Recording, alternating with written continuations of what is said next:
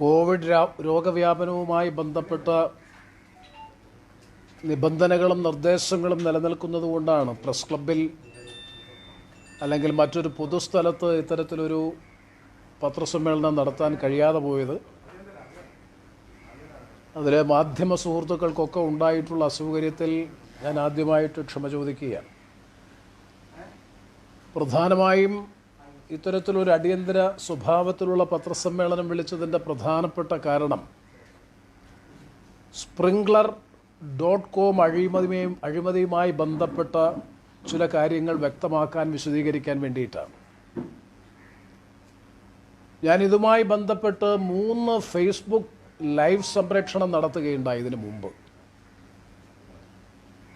ആദ്യം പ്രധാനമായും ഞങ്ങൾ ഉന്നയിച്ചത് COVID-19 രോഗബാധയെ തുടർന്ന് കേരളത്തിലെ ദശലക്ഷക്കണക്കിന് വരുന്ന ജനങ്ങളുടെ ആരോഗ്യ സംബന്ധമായിട്ടുള്ള വിവരങ്ങൾ ശേഖരിക്കാൻ അമേരിക്കൻ കുത്തക കമ്പനിയായിട്ടുള്ള Sprinkler.com എന്ന കമ്പനിക്ക് അനുമതി കൊടുത്തതിൻ്റെ വിശദാംശങ്ങൾ വെളിപ്പെടുത്തണം, വ്യക്തമാക്കണം എന്നാവശ്യപ്പെട്ടുകൊണ്ടാണ് ആദ്യം ഒരു പ്രധാനപ്പെട്ട ഡിമാൻഡ് മുന്നോട്ട് വെച്ചത്. പ്രതിപക്ഷ നേതാവ് ഈ പ്രശ്നം ഉയർത്തിക്കൊണ്ടുവന്നത് ഏപ്രിൽ മാസം 10-ാം തീയതിയാണ്. എന്നാൽ ദിവസങ്ങൾ കഴിഞ്ഞതിന് ശേഷമാണ് ഇതുമായി ബന്ധപ്പെട്ട രേഖകൾ സർക്കാർ പ്രസിദ്ധീകരിച്ചത്. വളരെ വിചിത്രമെന്ന് പറയട്ടെ, സർക്കാർ പ്രസിദ്ധീകരിച്ചിട്ടുള്ള ഒരു രേഖയും സർക്കാരിൻ്റെ ഔദ്യോഗിക രേഖയല്ല, മറിച്ച് സർക്കാർ പ്രസിദ്ധീകരിച്ചിട്ടുള്ള രേഖകൾ മുഴുവൻ Sprinkler.com എന്ന് പറയുന്ന കമ്പനിയുടെ രേഖകളാണ്. ഗവൺമെൻറ് ഓഫ് കേരള അതിൽ ഒരു സ്ഥലത്ത് മാത്രം 2 സ്ഥലത്ത് മാത്രം IT സെക്രട്ടറി ഒപ്പുവെച്ചിട്ടുള്ളത് കഴിഞ്ഞാൽ ഒരു ഗവൺമെൻറ് ഫയൽസും ഗവൺമെൻറ് പ്രൊസീഡിങ്സും ഗവൺമെൻറ് ഉത്തരവുകളും ഇതുമായി ബന്ധപ്പെട്ട് നാളിതുവരെ പ്രസിദ്ധീകരിച്ചിട്ടില്ല. ഇത്തരത്തിലൊരു കരാർ അല്ലെങ്കിൽ എഗ്രിമെൻ്റ് ഒരുപക്ഷെ കേരളത്തിൻ്റെ ചരിത്രത്തിൽ ഇന്നേ വരെ ഉണ്ടായിട്ടുണ്ടാകും എന്ന് വിശ്വസിക്കാൻ കഴിയില്ല. അതുകൊണ്ട് ആദ്യത്തെ പ്രസക്തമായ ചോദ്യം ഞാൻ ഉന്നയിക്കാൻ ആഗ്രഹിക്കുന്നത്, ഇത് ഇടതുപക്ഷ രാഷ്ട്രീയ നയത്തിന് അനുരോധമായിട്ടുള്ള നിലപാടാണോ LDF ഗവൺമെൻറ് സ്വീകരിച്ചിട്ടുള്ള Sprinkler.com എന്ന കമ്പനിക്ക് ഈ രാജ്യത്തെ പൗരന്മാരുടെ സ്വകാര്യതാവകാശം കൈമാറാനുള്ള നിലപാട് ഇടതുപക്ഷ നയത്തിന് അനുരോധമാണോ?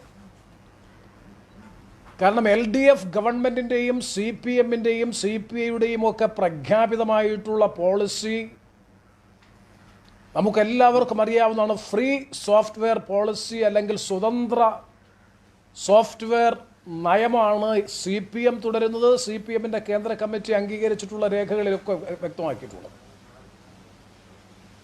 ആ നയം പിന്തുടരുന്ന CPMൻ്റെ നേതൃത്വത്തിലുള്ള ഗവൺമെൻറ് കേരളത്തിൽ അധികാരത്തിലിരിക്കുന്ന കാലയളവിലാണ് ഒരു അമേരിക്കൻ കുത്തക കമ്പനിക്ക് ഭരണപരമായ വ്യവസ്ഥകളോ നിയാമകമായിട്ടുള്ള ചട്ടങ്ങളോ നിയമങ്ങളോ പാലിക്കാതെ ഏകപക്ഷീയമായി ഒരു ഫയൽ പോലും ഇല്ലാതെ ഏകപക്ഷീയമായി ദശലക്ഷക്കണക്കിന് വരുന്ന കേരളത്തിലെ ജനങ്ങളുടെ ആരോഗ്യ സംബന്ധമായിട്ടുള്ള ഡേറ്റ കൈമാറാൻ അനുവാദം കൊടുത്തിരിക്കുന്നു എന്ന് മാത്രമല്ല, അതിൻ്റെ പ്രവർത്തനങ്ങൾ ഒരു ഘട്ടം ഇപ്പോൾ കഴിഞ്ഞിരിക്കുന്നു.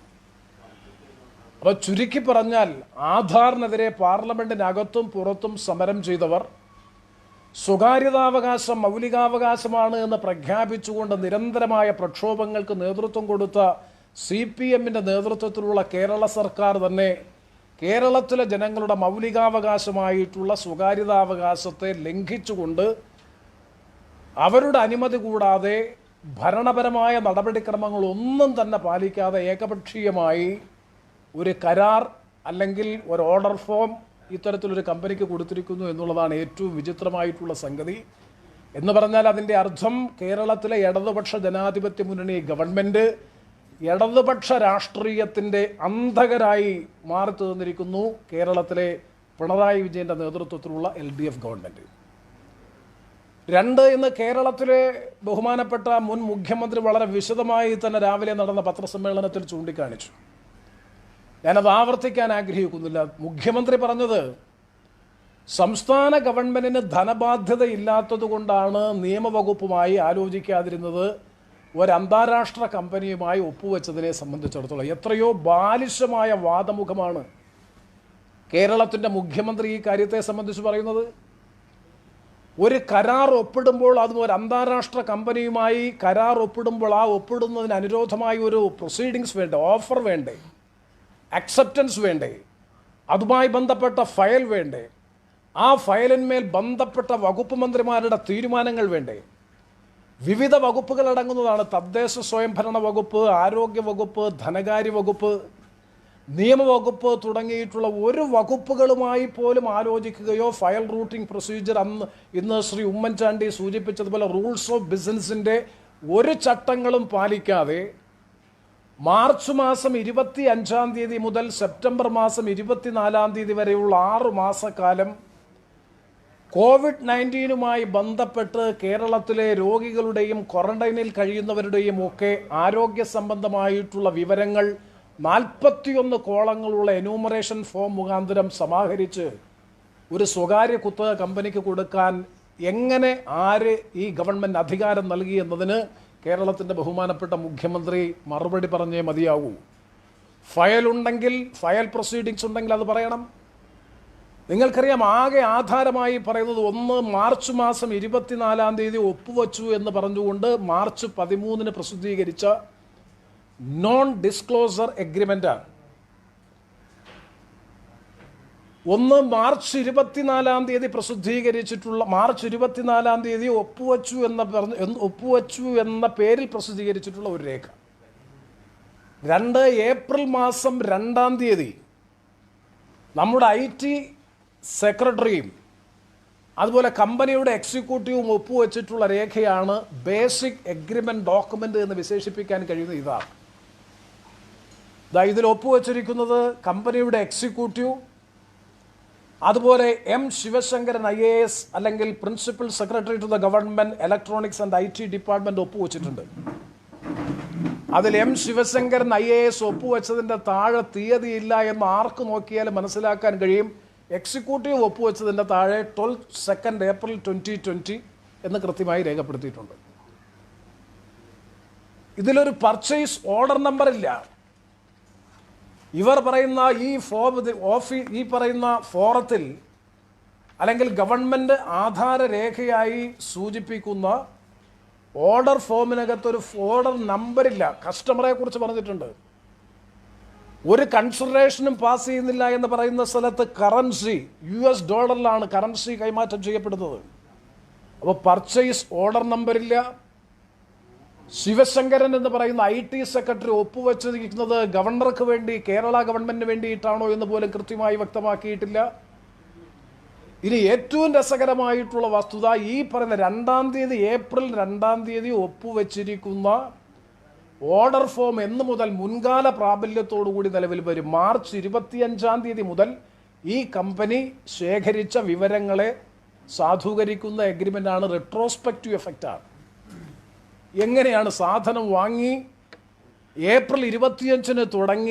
മാർച്ച് 25 തുടങ്ങി ഏപ്രിൽ മാസം 2 വരെ ഈ വിവരശേഖരണം നടത്തിയതിന് ഏതെങ്കിലും തരത്തിലുള്ള അനുമതി ഉത്തരവ് ഗവൺമെന്റ് നൽകിയിട്ടുണ്ടോ? ഒരു തുണ്ട് കടലാസ് കാണിക്കാമോ?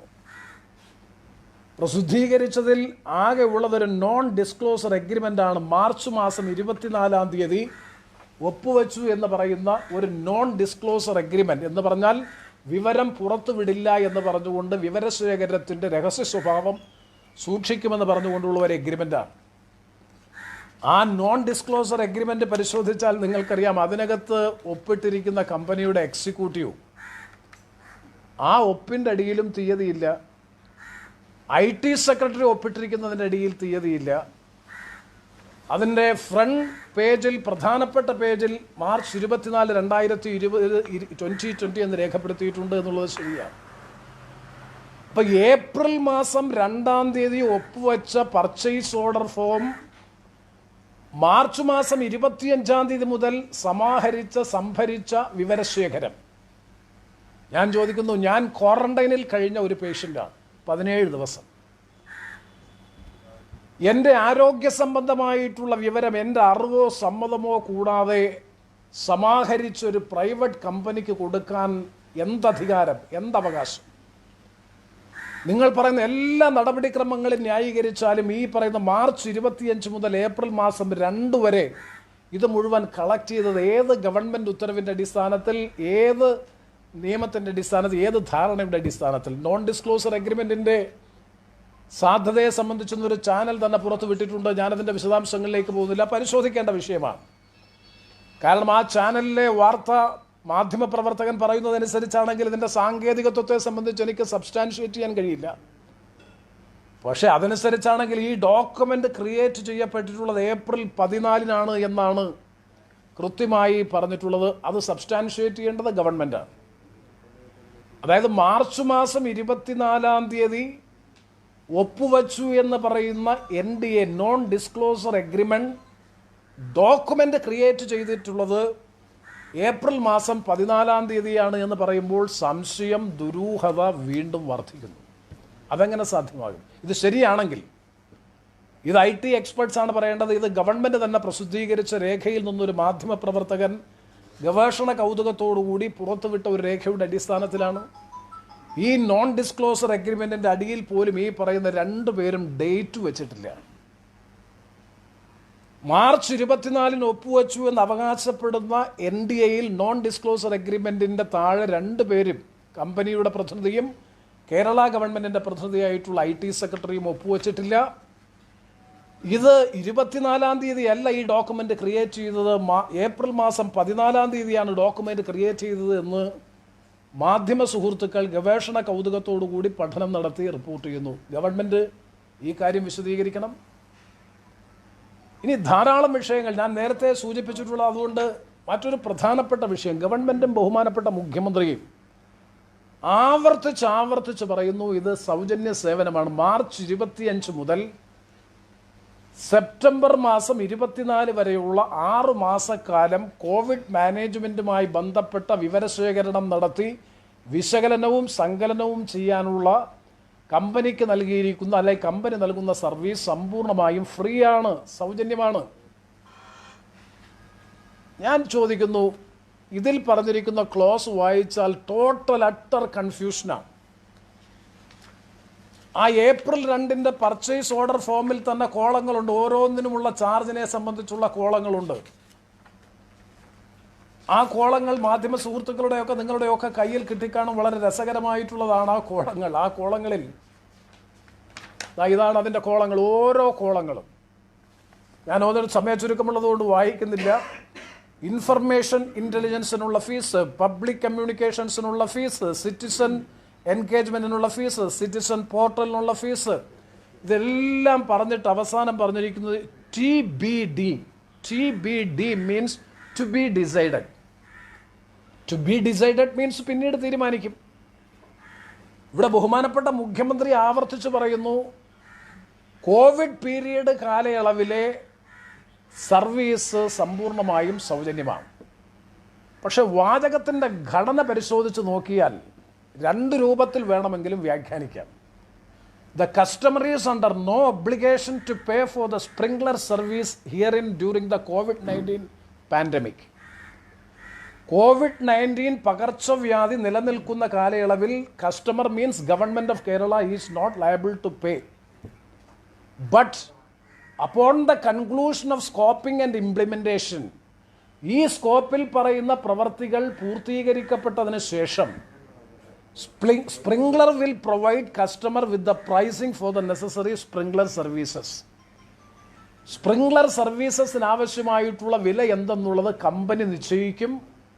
ആ കമ്പനി നിശ്ചയിച്ച വില ഗവൺമെൻറ്റിനെ അറിയിക്കും. ഗവൺമെൻറ്റിന് വിവേചനാധികാരത്തോടുകൂടി അതിന്മേൽ തീർപ്പ് കൽപ്പിക്കാം, തീരുമാനമെടുക്കാം. അപ്പോൾ ഇത് സൗജന്യമാണ്, സമ്പൂർണ്ണമായും സൗജന്യമാണ്, എങ്ങനെ ഗവൺമെൻറ് വാദിക്കാൻ കഴിയും? ആകെ പറഞ്ഞിരിക്കുന്നത് കോവിഡ് പാൻഡമിക് പീരീഡ് കാലയളവിൽ ഈ പൈസ കൊടുക്കണ്ട, it will be decided to be decided എപ്പോൾ? Upon the conclusion of scoping and implementation. ഈ പരിധിയിൽ വരുന്ന പ്രവർത്തികൾ പൂർത്തീകരിക്കപ്പെട്ടതിന് ശേഷം Sprinklr will provide customer, government of Kerala, with the pricing for necessary Sprinklr services. ആവശ്യമായിട്ടുള്ള സർവീസുകൾക്ക് വേണ്ടിയിട്ടുള്ള പണം തീരുമാനിക്കും. അത് it will be decided later. അപ്പോൾ അതിനുള്ള ദുരൂഹത ബഹുമാനപ്പെട്ട മുഖ്യമന്ത്രി ചിലപ്പോൾ വാക്കാൽ പറഞ്ഞിട്ടുണ്ടാകും. പക്ഷേ ഈ എഗ്രിമെൻറ്റിൻ്റെ ഇൻ്റർപ്രിട്ടേഷൻ നോക്കിക്കഴിഞ്ഞാൽ ഈ എഗ്രിമെൻറ്റിൻ്റെ രണ്ട് രൂപത്തിൽ, ഈ എഗ്രിമെൻ്റ് എന്ന് പറയാൻ കഴിയില്ല, ഈ പർച്ചേസ് ഓർഡർ ഫോം പരിശോധിച്ച് നോക്കിക്കഴിഞ്ഞാൽ ഇതിനകത്തൊന്നും തന്നെ കൃത്യമായിട്ടുള്ള ഒരു ധാരണയുമില്ല. പിന്നെ ഈ ഏപ്രിൽ 2 ഫോറത്തിൽ പറയുന്നു master service agreement is part and parcel of this purchase order form. ഒരു മാസ്റ്റർ സർവീസ് എഗ്രിമെൻ്റ് അവർ പ്രസിദ്ധീകരിച്ചിട്ടുണ്ട്. ആ മാസ്റ്റർ സർവീസ് എഗ്രിമെൻ്റ് ഇതിൻ്റെ ഭാഗമാണെന്ന് പറയുമ്പോൾ തന്നെ ഈ മാസ്റ്റർ സർവീസ് എഗ്രിമെൻറ്റിൽ ഒപ്പുവെക്കണമോ എന്നതിനെ സംബന്ധിച്ച് എനിക്ക് വ്യക്തമല്ല. ഗവൺമെൻറ് ഓഫ് കേരളയോ പാർട്ട്ണറോ നമ്മൾ ആരും തന്നെ ഒപ്പുവെച്ചിട്ടില്ല. ആകെ ഒപ്പുവെച്ചിട്ടുള്ളത് ഏപ്രിൽ 2 ഈ ഫോറത്തിലാണ്. ഇനി അടുത്തൊരു വളരെ പ്രധാനപ്പെട്ട ഒരു പ്രശ്നം ഞാൻ ചൂണ്ടിക്കാണിക്കുക ഈ ഡേറ്റ പ്രൈവസിയെ സംബന്ധിച്ചാണ്, ഡേറ്റ സെക്യൂരിറ്റിയെ സംബന്ധിച്ചാണ്. അതിനു മുമ്പായി ഏപ്രിൽ മാസം 10 കേരളത്തിൻ്റെ ബഹുമാനപ്പെട്ട പ്രതിപക്ഷ നേതാവ് ആക്ഷേപം ഉന്നയിച്ചപ്പോൾ ഏപ്രിൽ 11-നും 12-നും 2 പുതിയ ഡോക്യുമെന്റ്സ് ഉണ്ടാക്കി.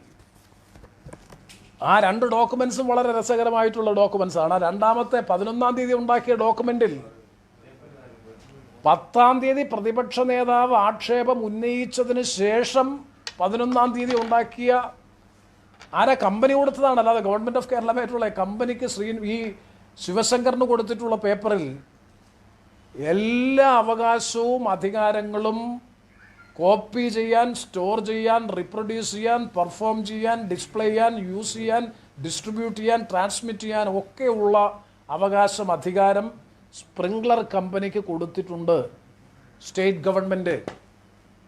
ഇത് ഏപ്രിൽ 11 ക്ലാരിഫിക്കേഷൻ എഗ്രിമെൻ്റ് എന്നോ അല്ലെങ്കിൽ അവരുടെ ഭാഷയിൽ പറഞ്ഞാൽ 11th ഏപ്രിൽ അഫർമേഷൻ ലെറ്ററാണ്. അപ്പോൾ ഇത് അതിനേക്കാൾ വലിയ അബദ്ധ പഞ്ചാംഗമായി എന്ന് പറഞ്ഞതുകൊണ്ട് അത് വീണ്ടും തിരുത്തി 12 പുതിയ അഫർമേഷൻ ലെറ്റർ ഇറക്കി. 11 കൊടുത്ത അഫർമേഷൻ ലെറ്ററിൽ കമ്പനിക്ക് ഈ വിവരങ്ങളാകെ ട്രാൻസ്ഫർ ചെയ്യുമെന്നും അവർക്ക് ഇഷ്ടം പോലെ വിനിയോഗിക്കാനുള്ള അവകാശവും അധികാരവും കൊടുത്ത വ്യവസ്ഥ കൂടി ചേർത്തുകൊണ്ട് കമ്പനി അഫർമേഷൻ ലെറ്റർ കൊടുത്തു. അത് തൃപ്തികരമല്ലാതെ വന്നപ്പോൾ 12 പുതിയ സെക്കൻഡ് അഫർമേഷൻ ലെറ്റർ 12, ഇതെല്ലാം വിവാദത്തിന് ശേഷമാണ്. 12 ഏപ്രിൽ 2020 സെക്കൻഡ് അഫർമേഷൻ ലെറ്റർ കൊടുത്തു. ആ അഫർമേഷൻ ലെറ്ററിൽ നിന്ന് ഞാൻ നേരത്തെ വായിച്ച ഭാഗം ഒഴിവാക്കി. പക്ഷെ ഒഴിവാക്കിയെങ്കിലും ഇത് മാസ്റ്റർ സർവീസ് എഗ്രിമെൻറ്റിൽ പാരഗ്രാഫ് 2.5, ഞാനത് വായിക്കുന്നില്ല സമയച്ചുരുക്കമുള്ളത്, 2.5 എന്ന് പറയുന്ന മാസ്റ്റർ സർവീസ് എഗ്രിമെൻറ്റിൽ ഇപ്പോഴും ഉണ്ട്. എന്ന് പറഞ്ഞാൽ അതിൻ്റെ അർത്ഥം നിങ്ങളീ കൊടുത്ത കത്തല്ല, എഗ്രിമെൻ്റാണ് കോടതി മുമ്പാകെ ചർച്ച ചെയ്യപ്പെടുന്നത്. കോടതി മുമ്പാകെ പരിഗണനയ്ക്ക് വരുന്നത് എഗ്രി ചെയ്തിരിക്കുന്ന, നിങ്ങൾ ഒപ്പുവച്ചിട്ടുള്ള വളരെ പ്രധാനപ്പെട്ട 2 അതിനനുരോധമായിട്ടുള്ള മാസ്റ്റർ സർവീസ് എഗ്രിമെൻറ്റുമാണ് പ്രധാനമായും കോടതിയിൽ. അത് ഇപ്പോഴും മാസ്റ്റർ സർവീസ് എഗ്രിമെൻറ്റിൽ റീറ്റെയിൻ ചെയ്തിട്ടുണ്ട്. അവിടെ നിന്ന് അത് ഒഴിവാക്കാത്തിടത്തോളം കാലം ഇപ്പോഴും കമ്പനിക്ക് ഇതിൻ്റെ പൂർണ്ണമായിട്ടുള്ള അവകാശങ്ങളുണ്ട്, അധികാരങ്ങളുണ്ട്. ഇനി ഇതിൻ്റെ സുരക്ഷിതത്വത്തെ സംബന്ധിച്ചിടത്തോളം, ഡേറ്റ സുരക്ഷിതത്വത്തെ സംബന്ധിച്ചിടത്തോളം ഒരു വളരെ പ്രധാനപ്പെട്ട വിഷയം ഇതേവരാരും ശ്രദ്ധയിൽ കൊണ്ടുവന്നിട്ടില്ല എന്നാണ് എൻ്റെ വിശ്വാസം. അത് വളരെ വളരെ പ്രധാനപ്പെട്ടതാണ്. മുഖ്യമന്ത്രി പറയുന്നു sprinkler.com ശേഖരിക്കുന്ന വിവരശേഖരം, ആരോഗ്യ സംബന്ധമായിട്ടുള്ള വിവരശേഖരം സുരക്ഷിതമാണ്.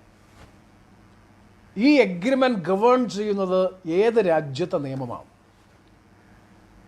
ഒരു സംശയവും വേണ്ട, അമേരിക്കൻ കമ്പനിയാണ്. അമേരിക്കയിൽ ന്യൂയോർക്കിൽ രജിസ്റ്റർ ചെയ്തിട്ടുള്ള, ന്യൂയോർക്കിൽ തന്നെ ഡൊമൈൻ എടുത്തിട്ടുള്ള ഒരു കമ്പനിയാണ് sprinkler.com. മലയാളി ആയിരിക്കാം അതിൻ്റെ ചീഫ് എക്സിക്യൂട്ടീവ് ഓഫീസർ. അതുകൊണ്ട് അമേരിക്കൻ രജിസ്ട്രേഡ് കമ്പനി അല്ലാതായി മാറിത്തീരുമോ? പ്രവാസി മലയാളിയാണെങ്കിൽ അമേരിക്കൻ കമ്പനി അല്ലാതായി ഈ കമ്പനി മാറിത്തീരുമോ?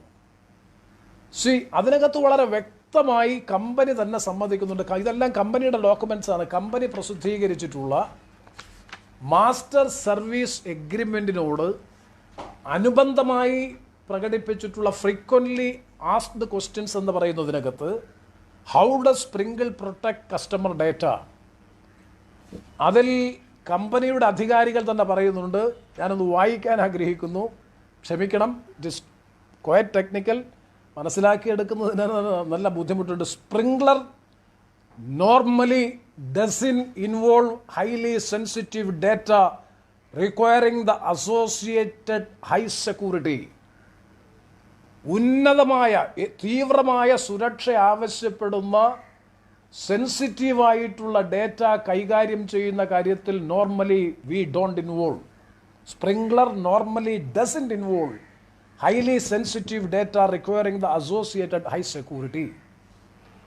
Instead, അതിന് പകരം sprinkler typically deals with social media posts for Facebook, Twitter and Instagram. ഞങ്ങൾ പ്രധാനമായും കൈകാര്യം ചെയ്യുന്നത് typically we are dealing with the social media platform like Facebook, Twitter and Instagram.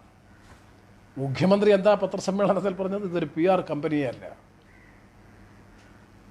എന്നിട്ട് അതിൻ്റെ അടുത്ത വാചകം, അതാണ് ഏറ്റവും ഗൗരവതരമായിട്ടുള്ള വാചകം, ഫോർ ദീസ് റീസൺസ്. അതുകൊണ്ട് തന്നെ സോഷ്യൽ മീഡിയ പ്ലാറ്റ്ഫോമുമായി ബന്ധപ്പെട്ട ഡേറ്റകളുമായി ബന്ധപ്പെട്ട കാര്യങ്ങളിൽ ഇൻവോൾവ് ചെയ്യുന്ന ഒരു കമ്പനി ആയതുകൊണ്ട് തന്നെ for these reasons Sprinklr is not PCI/DSS or HIPAA certified, but Sprinkler does not hold a SOC2 Type 2 security certification.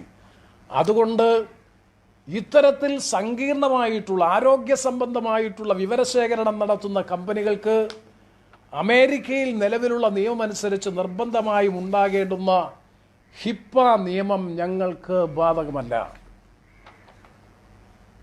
HIPAA നിയമം എന്ന് പറഞ്ഞാൽ ആരോഗ്യ സംബന്ധമായിട്ടുള്ള രേഖകൾ സംരക്ഷിക്കുന്നത് പബ്ലിക് ഡൊമൈനിൽ പോകാതെ സൂക്ഷിക്കുന്നതിന് വേണ്ടിയിട്ടുള്ള ഏറ്റവും സുപ്രധാനമായിട്ടുള്ള അമേരിക്കൻ കോൺഗ്രസിൻ്റെ അമേരിക്കൻ പാർലമെൻറ്റിൻ്റെ നിയമമാണ്. ആ നിയമത്തിൻ്റെ ഒരു കണ്ടന്റ് ഞാൻ വായിക്കാം. HIPAA, acronym that stands for the Health Insurance Portability and Accountability Act, a US law designated to provide privacy standards to protect patients' medical records and other health information provided to health plans, doctors, hospitals and other healthcare providers. ആരോഗ്യ സംബന്ധമായിട്ടുള്ള ഇത്തരം വിവരങ്ങൾ ശേഖരിച്ച് സംരക്ഷിക്കുന്നവർ HIPAA നിയമത്തിന് വിധേയമായിട്ടുള്ളവരായിരിക്കണം. ഈ company തന്നെ അവരുടെ ആമുഖത്തിൽ മാസ്റ്റർ സർവീസ് അഗ്രിമെൻറ്റിനോട് അനുബന്ധമായിട്ടുള്ള രേഖയിൽ വളരെ വ്യക്തമായി പറയുന്നു, അമേരിക്കൻ പാർലമെൻറ്റിൻ്റെ വളരെ കാരണം ഹെൽത്ത് കെയർ ഡേറ്റ അത്രത്തോളം പ്രധാനപ്പെട്ടതായതുകൊണ്ട് തന്നെ അത് ആ നിലയിൽ സംരക്ഷിക്കേണ്ട ആവശ്യമില്ല എന്ന് അവർ തന്നെ അവരുടെ നിയമത്തിൽ പറഞ്ഞു. HIPAA UK-യിലാണെങ്കിൽ ഇതിന് വ്യത്യസ്തമായി മറ്റൊരു നിയമം, UK-യിലാണെങ്കിൽ അതിനുള്ള നിയമം GDPR നിയമമാണ്. ഹെൽത്ത് ഡാറ്റ പ്രൊട്ടക്ഷന് വേണ്ടിയിട്ടുള്ള UK-യിലെ നിയമം GDPR ആണ്. അമേരിക്കയിലെ നിയമം HIPAA. ഈ നിയമം അവർക്ക് ബാധകമല്ല. സോറി, ലെങ്തിയായി ഞാൻ ക്ഷമ ചോദിക്കുകയാണ്. അതുകൊണ്ട് എങ്ങനെയാണ് ഈ ഹെൽത്ത് പ്രൊഫൈൽ ഡേറ്റ സുരക്ഷിതമായി ഗവൺമെൻറ് സൂക്ഷിക്കുന്നത്? അവിടെ ഞാൻ ആവർത്തിക്കുന്നു, സൗജന്യം എന്ന് പറയുന്നതിനകത്ത് തന്നെ ആശയക്കുഴപ്പമുണ്ട്, കബളിപ്പിക്കാനാണ്. പൗരൻ്റെ മൗലികാവകാശങ്ങളും സ്വകാര്യതാവകാശവും ലംഘിക്കുന്നതാണ് ഈ നടപടി. ഭരണപരവും നിയമാനുസൃതവുമായിട്ടുള്ള സകല ചട്ടങ്ങളെയും വ്യവസ്ഥകളെയും അതിലംഘിച്ചുകൊണ്ട് ഒരു ഫയൽ പോലുമില്ലാതെ ഏകപക്ഷീയമായിട്ടാണ് ഈ കരാർ കമ്പനിയുമായി ഉണ്ടാക്കിയിട്ടുള്ളത്. ഈ കമ്പനി ശേഖരിക്കുന്ന വിവരശേഖരത്തിന് ഒരു സുരക്ഷിതത്വവുമില്ല എന്ന് മാത്രമല്ല, അവർക്കത് ഇഷ്ടം പോലെ വിനിയോഗിക്കാനുള്ള അവകാശം തരുന്നു. മുഖ്യമന്ത്രി കഴിഞ്ഞ ദിവസം പറഞ്ഞത് ആമസോണിൻ്റെ സെർവർ ക്ലൗഡ് ലഭിക്കുന്ന സാഹചര്യം വരുമ്പോൾ ഇതെല്ലാം അങ്ങോട്ട് മാറ്റും. അതുവരെ ഇതാരുടെ കയ്യിൽ? ഈ ഡേറ്റ മുഴുവൻ ഈ പറയുന്ന സ്വകാര്യ കമ്പനിയുടെ കയ്യിലില്ലേ? ഡേറ്റയുടെ മൂല്യത്തെ സംബന്ധിച്ച് ഞാൻ വിശദീകരിക്കേണ്ട ആവശ്യമില്ല. നിങ്ങൾ കഴിഞ്ഞ ദിവസങ്ങളിൽ പത്രങ്ങളിൽ വന്നതാണ്. ഞാൻ ഒറ്റ ഉദാഹരണം പറയാം. ഞാൻ ലൈവ് സംപ്രേക്ഷണത്തിൽ ഒരു ഉദാഹരണം പറഞ്ഞാണ്. തിരുവനന്തപുരത്തൊരു ഓഡിറ്റോറിയത്തിൽ ഏറ്റവും കൂടുതൽ തിരുവനന്തപുരം പട്ടണത്തിൽ വിവാഹ മംഗള കർമ്മങ്ങളും സമാന സ്വഭാവത്തിലുള്ള ചടങ്ങുകളും നടക്കുന്ന ഒരു ഓഡിറ്റോറിയത്തിൽ, ഒരു ക്ലബ് ഓഡിറ്റോറിയത്തിൽ ഒരു വർഷക്കാലത്തേക്ക് അവിടെ രജിസ്റ്റർ ചെയ്യപ്പെടുന്ന വിവാഹത്തിൻ്റെ ഡേറ്റ മറ്റാർക്കും കൊടുക്കാതെ തങ്ങൾക്ക് ലഭിക്കുന്നതിന് വേണ്ടി ഒരു കൺസൾട്ടൻസിക്ക് ഒരു വർഷത്തേക്ക് കൊടുത്തിരിക്കുന്ന എഗ്രിമെൻറ്റ് 45 ലക്ഷം രൂപയ്ക്കാണ്. ഒരു കല്യാണ മണ്ഡപത്തിൽ, ഒരു ഓഡിറ്റോറിയത്തിൽ ബുക്ക് ചെയ്യപ്പെടുന്ന ഡേറ്റ ഞാനും അല്ലെങ്കിൽ വരൻ്റെയും വധുവിൻ്റെയും വീട്ടുകാർ മാത്രം അറിഞ്ഞ് 6 വർഷം മുമ്പ് അല്ലെങ്കിൽ 1 വർഷം മുമ്പ് നടക്കുന്ന അല്ലെങ്കിൽ അവർ തീരുമാനിക്കുന്ന മറ്റാരും അറിയുന്നില്ല. പബ്ലിക് ഡൊമൈനിലേക്ക് ആ വിവരം പോകുന്നില്ല, ഇൻഫർമേഷൻ പോകുന്നില്ല. പക്ഷേ നമുക്കറിയാം, കല്യാണം നിശ്ചയിച്ചാൽ ആദ്യം കേരളത്തിൽ നമ്മൾ ചെയ്യുന്നത് ഓഡിറ്റോറിയം ബുക്ക് ചെയ്യുകയാണ്. ആ ഓഡിറ്റോറിയം ബുക്ക് ചെയ്യുമ്പോൾ തൊട്ടടുത്ത ദിവസം നിങ്ങളുടെ വീട്ടിൽ ജ്വല്ലറി വരും, കാർ കമ്പനിയുടെ പ്രതിനിധികൾ വരും, ഇവൻറ്റ് മാനേജ്മെൻറ്റ് കമ്പനികൾ വരും, പലതരത്തിലുള്ള കമ്പനികൾ നമ്മൾ സമീപിക്കുന്നു. നമ്മുടെയൊക്കെ വീട്ടിൽ നമുക്കെല്ലാം അനുഭവമുള്ളതാണ്. അതൊരു വർഷത്തേക്ക് ആ ഡേറ്റ കൊടുക്കുന്നതിന് 45 ലക്ഷം രൂപയുടെ കൺസൾട്ടൻസിയാണ്, കരാറാണ് കൊടുത്തിരിക്കുന്നതെന്ന് പറയുമ്പോൾ 3,48,00,000 ജനങ്ങളുള്ള കേരളത്തിലെ ഈ ജനങ്ങളുടെ ആകെ വിവരശേഖരം, ഹെൽത്ത് സംബന്ധമായിട്ടുള്ള വിവരശേഖരം ഒരു വ്യവസ്ഥകൾക്കും വിധേയമാകാതെ ഏകപക്ഷീയമായി കൊടുത്താൽ ഉണ്ടാകാൻ പോകുന്ന സൗജന്യമാണ് എന്ന് പറഞ്ഞുകൊണ്ട് 6 മാസക്കാലത്തേക്ക് സൗജന്യ സർവീസാണ് ഈ കമ്പനി നൽകുന്നത് എന്ന് പറഞ്ഞുകൊണ്ട് കൊടുത്താൽ അത് ഉണ്ടാക്കുന്ന പ്രത്യാഘാതം വളരെ വലുതാണ്. ഫാർമസ്യൂട്ടിക്കൽ രംഗത്ത്, ഇൻഷുറൻസ് രംഗത്ത് ഒരു ഓട്ടോറിക്ഷ ഡ്രൈവർ രോഗബാധിതനായിട്ടുള്ള തൻ്റെ അച്ഛൻ ഒരു ഇൻഷുറൻസ് പ്രീമിയം എടുക്കാൻ, ഒരു വർഷത്തേക്ക് 8,000 രൂപയുടെ ഹെൽത്ത് പ്രീമിയം എടുക്കാൻ ചെന്നാൽ കമ്പനി പറയും, നിങ്ങൾക്ക് ഈ ഹെൽത്ത് പ്രീമിയം 8,000 രൂപയ്ക്ക് പ്രീമിയം അനുവദിക്കാൻ കഴിയില്ല. കാരണം നിങ്ങളുടെ അച്ഛൻ്റെ BP അല്ലെങ്കിൽ നിങ്ങളുടെ അച്ഛൻ്റെ ബ്ലഡ് പ്രഷർ ഏതാണ്ട് ബോർഡർ ലൈൻ കഴിഞ്ഞ് നിൽക്കുകയാണ്. നിങ്ങളുടെ അച്ഛന് കിഡ്നി സംബന്ധമായിട്ടുള്ള അസുഖങ്ങളുണ്ട്. 1 ലക്ഷം രൂപയുടെ പ്രീമിയം ഉണ്ടെങ്കിലേ പാവപ്പെട്ട ഒരു ഓട്ടോറിക്ഷ ഡ്രൈവറുടെ പിതാവിന് ഹെൽത്ത് ഇൻഷുറൻസ് പോലെയുള്ള സ്കീം എടുക്കാൻ കഴിയൂ. ഈ ഡേറ്റ ഇൻഷുറൻസ് കമ്പനികളുടെ കൈവശം വന്നാൽ ലോക വിപണിയിൽ ഇന്ന് വജ്രത്തേക്കാൾ, സ്വർണത്തേക്കാൾ ഏറ്റവും വിപണന മൂല്യമുള്ള ഒരു വസ്തുവാണ് ഡേറ്റ അല്ലെങ്കിൽ വിവരശേഖരം. ആ വിവരശേഖരം, അതിലേറ്റവും സെൻസിറ്റീവായിട്ടുള്ള ഡേറ്റയാണ് ഹെൽത്ത് കെയർ ഡേറ്റ, ആരോഗ്യ പരിരക്ഷാ വിവരം. ആ ഹെൽത്ത് കെയർ ഡേറ്റയാണ് ഒരു വ്യവസ്ഥയും കൂടാതെ ഏകപക്ഷീയമായി നിയമവകുപ്പ് അറിയുന്നില്ല, ബന്ധപ്പെട്ട ആരോഗ്യവകുപ്പ് അറിയുന്നില്ല, ധനകാര്യ വകുപ്പ് അറിയുന്നില്ല, അതുപോലെ തന്നെ ഇത് നിർവഹിക്കേണ്ടുന്ന തദ്ദേശ സ്വയംഭരണ വകുപ്പ് അറിയുന്നില്ല, സംസ്ഥാന മന്ത്രിസഭാ യോഗം പോലും അറിയാതെ ഇത്തരത്തിൽ സുപ്രധാനമായിട്ടുള്ള ആരോഗ്യ പരിരക്ഷയുമായി ബന്ധപ്പെട്ട വിവരശേഖരം ഏകപക്ഷീയമായി മുഖ്യമന്ത്രിയും ഒരു IT സെക്രട്ടറിയും അവർ 2 പേരും കൂടി ചേർന്ന് തീരുമാനിച്ചൊരു സ്വകാര്യ കുത്തക കമ്പനിക്ക് കൈമാറുന്നു. എന്നിട്ട് പറയുന്നു, ഞങ്ങളുടെ വയോധികരായിട്ടുള്ള മാതാപിതാക്കളുടെ സംരക്ഷണത്തിന് വേണ്ടി കേരളത്തിൽ നടത്തിയ കോവിഡ് മാനേജ്മെൻറ്റ് പ്രവർത്തനത്തിൽ ആകൃഷ്ടരായി കേരളത്തിലെ ജനങ്ങൾക്ക് സൗജന്യ സേവനം നൽകാൻ വേണ്ടി വന്നു എന്ന് പറഞ്ഞാൽ വിശ്വസിക്കാൻ കേരളത്തിലെ ജനങ്ങൾ വിഡ്ഢികളുടെ സ്വർഗത്തിലല്ല ജീവിക്കുന്നത് എന്ന് മുഖ്യമന്ത്രിയെയും ഈ കമ്പനിയുടെ വക്താവായി, ഈ പറയുന്ന കമ്പനിയുടെ വക്താവായി കമ്പനിയെ വഴിവിട്ട് ന്യായീകരിച്ചു കൊണ്ടിരിക്കുന്ന കേരളത്തിൻ്റെ ധനമന്ത്രി ഡോക്ടർ തോമസ് ഐസക് മനസ്സിലാക്കണം. ഡോക്ടർ തോമസ് ഐസക്കിൻ്റെ 7 പേജുള്ള വിശദമായിട്ടുള്ള ഒരു നോട്ടുണ്ട്, അദ്ദേഹത്തിൻ്റെ ഫേസ്ബുക്ക് നോട്ട്. പ്രിയമുള്ള മാധ്യമ സുഹൃത്തുക്കളെടുത്ത് വായിക്കണം. അദ്ദേഹം ഈ കമ്പനിയുടെ വക്താവായി, അഡ്വക്കേറ്റായി മാറി തീർന്നിരിക്കുന്നു. അദ്ദേഹം ഞെട്ടിപ്പിക്കുന്ന ഒരു വിവരം കൂടി തന്നു ഡോക്ടർ തോമസ് ഐസക്. എന്താ വിവരം? ഞാൻ സമയച്ചുരുക്കമുള്ളത് കൊണ്ട് വായിക്കുന്നില്ല. 4 വർഷമായി ഈ കമ്പനി കേരളത്തിൽ പ്രവർത്തിക്കുന്നു. ഞാൻ പറഞ്ഞതല്ല, കേരളത്തിൻ്റെ ധനമന്ത്രി പറഞ്ഞതാണ്. അമേരിക്കയിലുള്ള ഇത്തരത്തിലുള്ള ഒരു കമ്പനിയുമായി ബന്ധപ്പെട്ട പ്രവർത്തനങ്ങൾ കഴിഞ്ഞ 4 വർഷമായി ഞങ്ങൾ ചർച്ച ചെയ്യപ്പെട്ടുകൊണ്ടിരിക്കുന്നു. അതാണിപ്പോൾ പ്രാവർത്തികമാക്കുന്നത്. ഞാൻ ചോദിക്കട്ടെ, എങ്കിൽ ഇപ്പോൾ എല്ലാത്തിനും പറയാമല്ലോ, അടിയന്തര സാഹചര്യത്തിൽ എല്ലാ റൂൾസ് ഓഫ് ബിസിനസ്സും ഉപേക്ഷിച്ച് ഒരുപാട് ഫേസ്ബുക്ക് പോസ്റ്റുകളിലൊക്കെ വന്ന കമൻസ് ഇതായിരുന്നു, അടിയന്തരം യുദ്ധസമാനമായിട്ടുള്ള ഒരു സാഹചര്യത്തിൽ എന്ത് വേണമെങ്കിലും ചെയ്യാം, ചെയ്യുന്നതിലൊന്നും തെറ്റുന്നില്ല, ചില ഘട്ടങ്ങളിൽ ചെയ്യേണ്ടി വരും, ഞാൻ നിഷേധിക്കുന്നില്ല. പക്ഷേ ഞാൻ ചോദിക്കുന്നു, ഇവിടെ 4 വർഷമായി ചർച്ച ചെയ്തുകൊണ്ടിരിക്കുന്ന ഒരു കാര്യം എന്തേ നിയമാനുസൃതമായ ചട്ടങ്ങൾക്കും വ്യവസ്ഥകൾക്കും വിധേയമായി ഒരു കരാറുണ്ടാക്കി എൻ്റെ ഇൻഫോംഡ് കൺസെൻറ്റ്, ഞാൻ ആവർത്തിച്ചു, ഞാനൊരു പൗരനാണ്, 17 ദിവസം ക്വാറന്റൈനിൽ കഴിഞ്ഞതാണ്. ഞാൻ മുഖ്യമന്ത്രിയോട് ചോദിക്കുന്നു, ഗവൺമെൻറ്റിനോട് ചോദിക്കുന്നു, എൻ്റെ ഹെൽത്ത് പ്രൊഫൈൽ ഡേറ്റ നിങ്ങൾ ഈ കമ്പനിക്ക് കൈമാറിയിട്ടുണ്ടോ? അല്ലെങ്കിൽ എന്നെ പോലെയുള്ള പൗരന്മാരുടെ ചോദ്യമാണ്.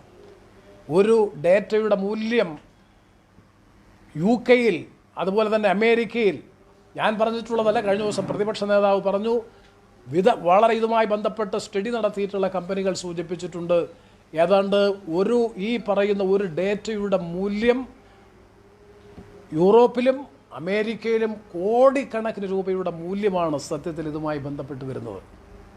ആ മൂല്യമാണ് ഏകപക്ഷീയമായി കൈമാറുന്നത്.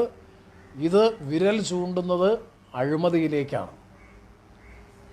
സംസ്ഥാനത്തിന് സാമ്പത്തിക ബാധ്യത ഉണ്ടായില്ല എന്നുള്ളതല്ല പ്രശ്നം. സംസ്ഥാന ഗവൺമെൻറ്റിൻ്റെ പ്രവർത്തനത്തിൻ്റെ ഭാഗമായി മറ്റുള്ളവർക്ക് സാമ്പത്തിക മെച്ചമുണ്ടാകുന്നെങ്കിൽ അത് അഴിമതിയാണ് എന്ന് പ്രചരിപ്പിച്ചത് CPM ആണ്. അതിനേക്കാൾ ഉപരിയായി ഭരണഘടനാപരമായിട്ടുള്ള ലംഘനമാണ്.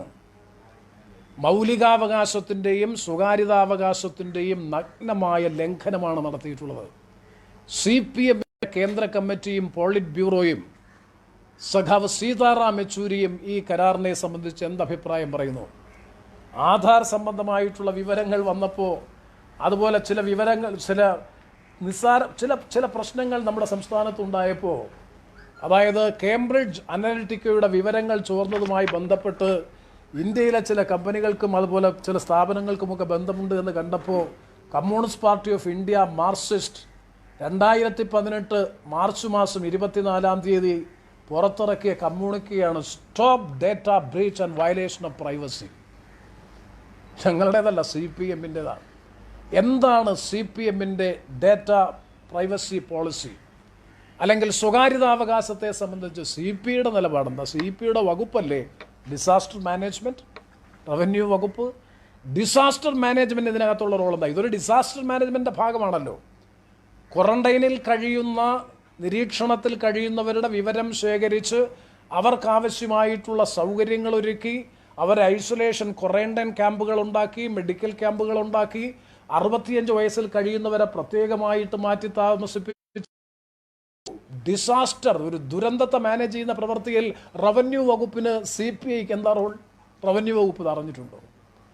എല്ലാ ദിവസവും മുഖ്യമന്ത്രിയോടൊപ്പം പത്രസമ്മേളനത്തിൽ വന്ന് പഞ്ചപുച്ഛ പിണക്കിയിരിക്കുന്ന കേരളത്തിൻ്റെ ബഹുമാനപ്പെട്ട റവന്യൂ മന്ത്രി ശ്രീ ചന്ദ്രശേഖരൻ വളരെ സാധുവായ നല്ല മനുഷ്യനാണ്, ഞാൻ നിഷേധിക്കുന്നില്ല.